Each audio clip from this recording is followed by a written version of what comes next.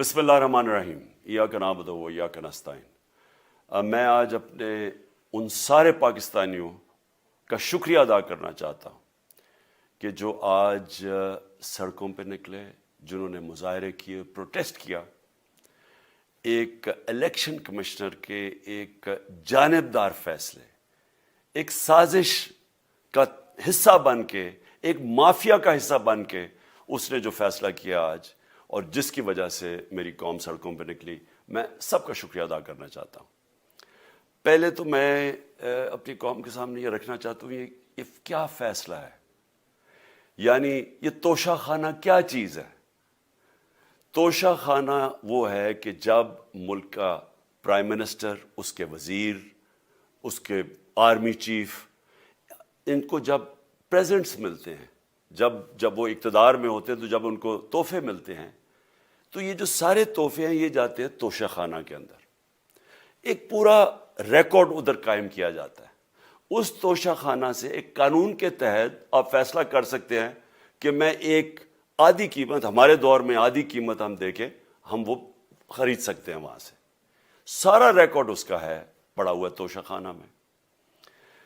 تو یہ جو کیس اس نے کیا ہے، یہ جو کیس کے اوپر فیصلہ دیا ہے، میں آپ ساری قوم کے سامنے اب یہ کہنا چاہتا ہوں کہ جب بھی، اور انشاءاللہ ہم اب جا رہے ہیں عدالت میں آج سب کے سامنے کہنا چاہتا ہوں کہ یہ عدالت کے اندر کیس جائے گا اور اس میں ایک چیز غیر قانونی نہیں نکلے گی، کیونکہ سارا ریکارڈ اویلیبل ہے۔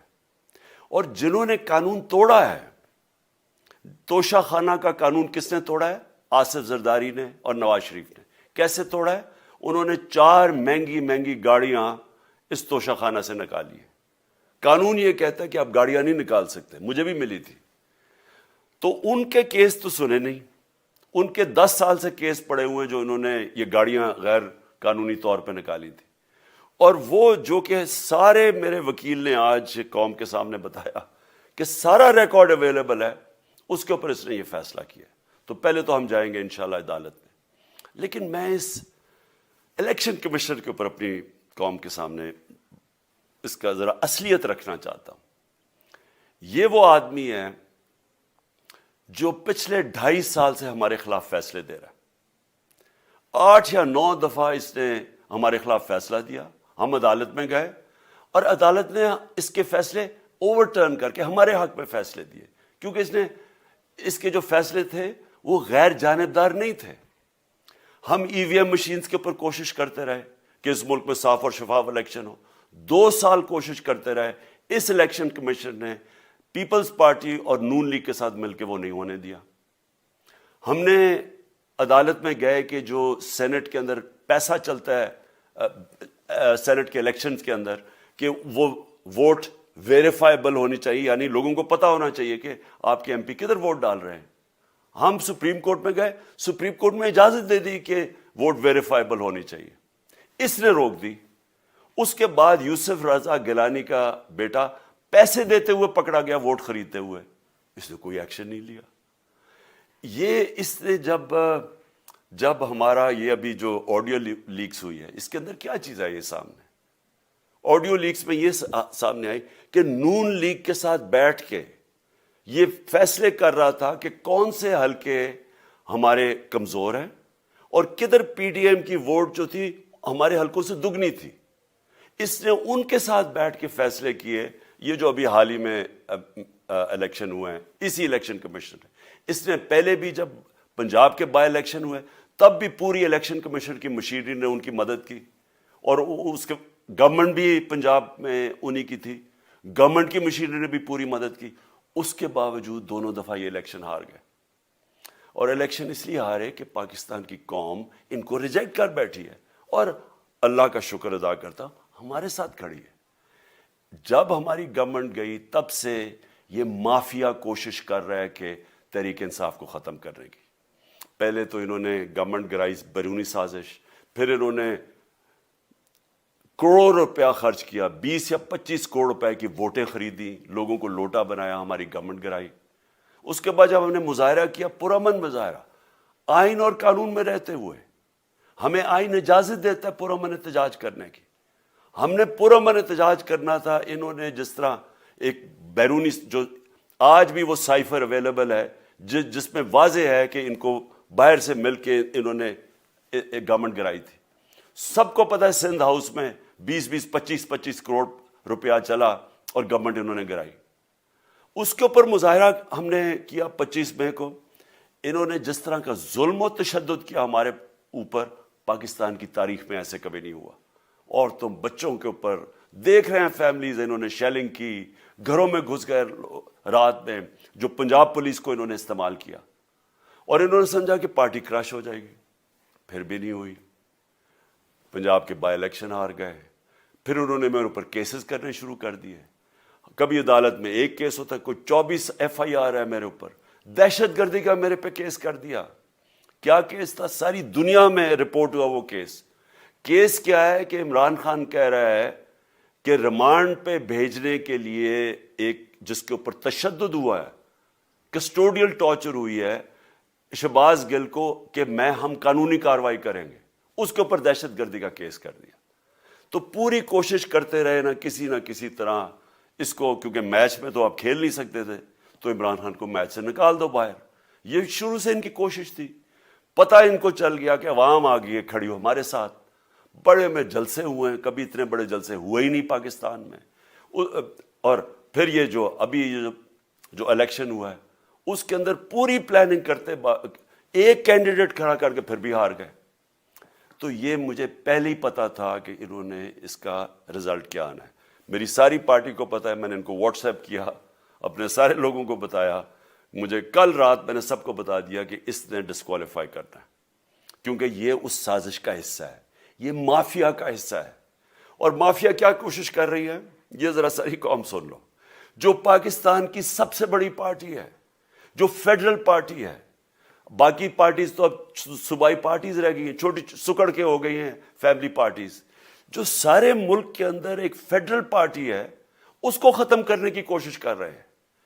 اور یہ میں پھر سے اس ملک کی تکلیف دے جو ہمارا تاریخ کا حصہ تھا, جب ایسٹ پاکستان ہمارے سے علیحدہ ہوا, کیا ہوا تھا؟ جو پارٹی کو سب سے بڑا مینڈیٹ ملا اسی پارٹی کو ختم کرنے کی کوشش کی. ملک کا جو ہوا وہ تاریخ کا حصہ ہے. یہ پھر کوشش کر رہے ہیں کہ ایک پارٹی جو ساری فیڈریشن کو اکٹھا رکھ سکتی ہے اسی پارٹی کو ختم کرنے کی کوشش کر رہے ہیں کہ جناب عمران خان کو کسی طرح ڈسکوالیفائی کرے اور پھر الیکشن ہو. اور پھر مجھے اور نواز شریف کو ایک ہی طرح دکھایا جا رہا ہے کہ اچھا جی عمران خان بھی ڈسکوالیفائی ہو گیا تو نواز شریف بھی ہو گیا. نواز شریف اس ملک کا بڑا مجرم ہے. 30 سال سے چوری کر رہا ہے اس ملک کا پیسہ باہر. بڑے بڑے محلات ہیں اس کے اور اس کے بچوں کے باہر. ایک رسید نہیں دکھا سکتا کہ پیسہ کدھر سے آیا. میں نے کرکٹ کھیلتا تھا تو میں نے ایک فلیٹ خریدا. میں تو پبلک آفس ہولڈر بھی نہیں تھا. 34-35 سال پہلے میں نے فلیٹ خریدا جب کرکٹ کھیلتا تھا. اس کے باوجود میں نے 8 مہینے عدالت کے اندر ایک ایک رسید بتائی کہ مجھے کدھر سے انکم آئی, کدھر سے آمدنی آئی, اور باہر سے حلال کے پیسے کی جو میں نے جو خرچہ جو خریدا فلیٹ, اس کو جب بیچا بینک کے تھرو پاکستان میں پیسہ لے کے آیا, اپنے ملک میں پیسہ لے کے آیا. اس کی بھی منی ٹریل تھی. عدالت نے مجھے صادق اور امین کہا, اور مجھے مقابلہ اس آدمی سے کر رہے ہیں جو اربوں روپے کی پراپرٹیز لے کے بیٹھا ہوا ہے. کبھی کوئی جھوٹ بولتا ہے کہ جی مجھے قطری کھاد کے جی قطری نے پیسے دے دیے, کبھی وہ کہتا ہے یہ ہے وہ ذرائع وہ فیل ہو جاتا ہے. وہ بیٹی کہتی ہے میرے لندن تو چھوڑو پاکستان میں کوئی پراپرٹی نہیں, اور پھر پراپرٹی نکلا. یعنی جو بتا ہی نہیں سکتے کہ اس ملک سے باہر اربوں روپے کی پراپرٹیز ہے, اور اس کو اور میرے ساتھ کر رہے ہیں کہ جی آپ دونوں ڈسکوالیفائی ہو گئے. اور جو سب سے شرمناک چیز کیا ہے کہ جس آدمی کی ساری پراپرٹی سب پاکستان سب ڈکلیئرڈ اپنے نام پہ, اس کو ڈسکوالیفائی کر رہے ہیں, اور یعنی میچ سے باہر رکھنے کی کوشش کر رہے ہیں. اور کن کو اس ملک میں بچایا جا رہا ہے؟ اس ملک کے بڑے بڑے مجرم جن کے اوپر اربوں روپے کے کیسز ہیں, وہ آ کے پہلے تو ان کو سازش کے تحت ملک پہ بٹھایا جاتا ہے, پھر وہ قانون اسمبلی میں بیٹھ کے نیب کا قانون چینج کرتے ہیں اور 1100 ارب روپے اپنا معاف کروا لیتے ہیں. قوم جب نیچے پسی ہوئی ہے آج مہنگائی میں، بے روزگاری میں، 6 مہینے میں انہوں نے ملک کدھر سے کدھر پہنچا دیا ہے.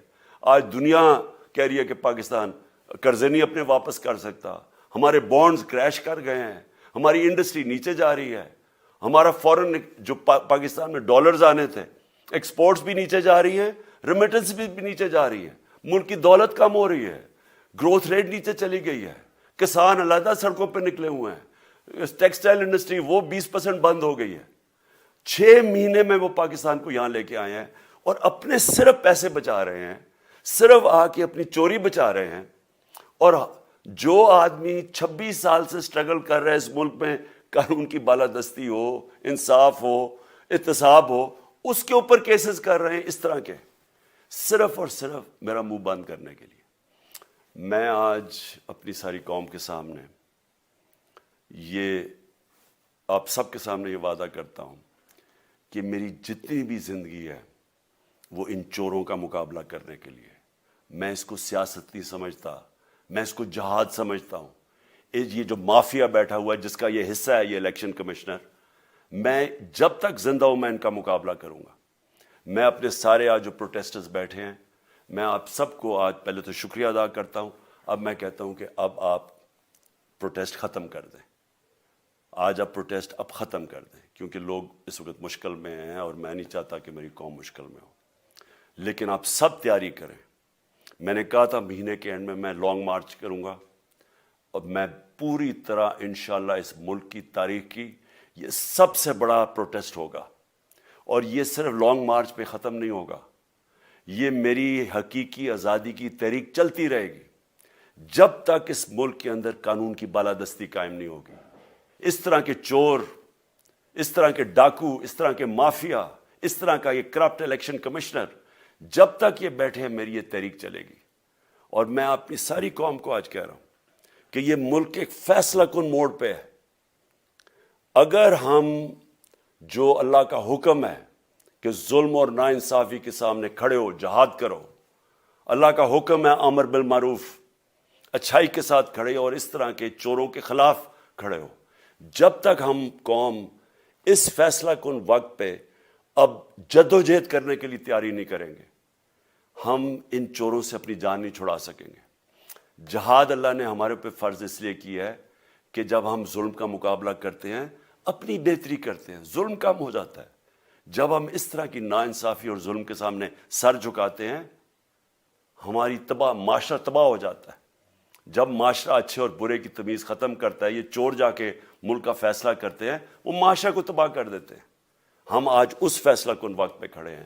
میں آپ کو کال دوں گا، پھر سے میں آپ کو کہوں، اور انشاءاللہ اس ملک کی تاریخ کی یہ سب سے بڑا مظاہرہ ہوگا، یہ سب سے بڑی پروٹیسٹ موومنٹ ہوگی، اور یہ رکے گی نہیں. اب یہ جب تک ہم اس ملک کو حقیقی طور پہ آزاد نہیں کرتے، یہ میری پروٹیسٹ موومنٹ اب چلتی رہے گی. پاکستان زندہ باد.